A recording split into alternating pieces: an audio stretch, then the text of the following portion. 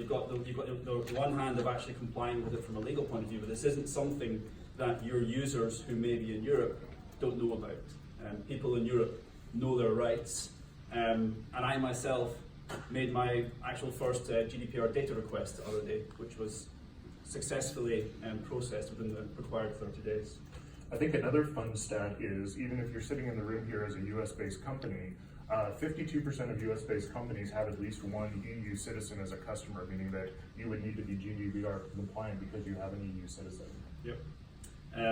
The first year, all the from polling all the information commissioner offices across Europe, there were 145,000 queries and complaints across all of Europe, and there were a total of 90,000 data breaches reported, which I think is quite astonishing.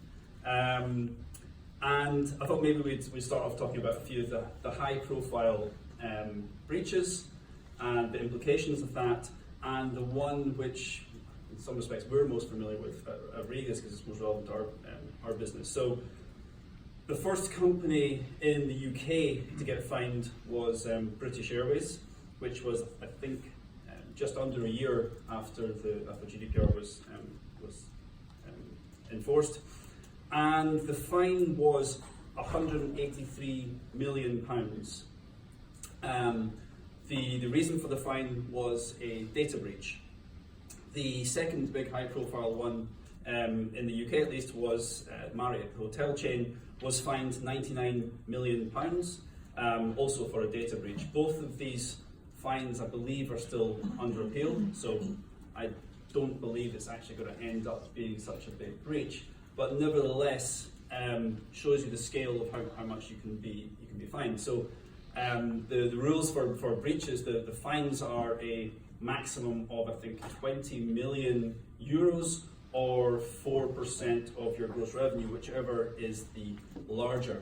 There's a perception that the assumption here is that you go straight to a fine.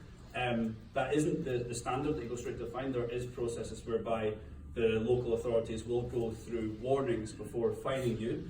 I think in these cases there were such high profile cases they've gone straight to the fines, but it depends on the authority. So in the UK, in this case, they've gone very strict.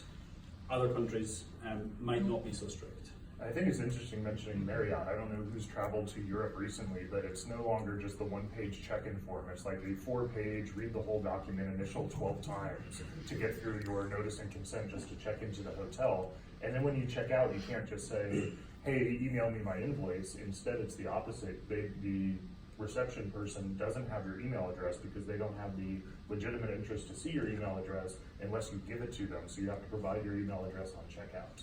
Yep. The other relatively big fine I want to mention was in Poland, where the Information Commissioner is considered to be quite strict. A company in a sort of similar field to us was pooling data from public sources about entrepreneurs' sole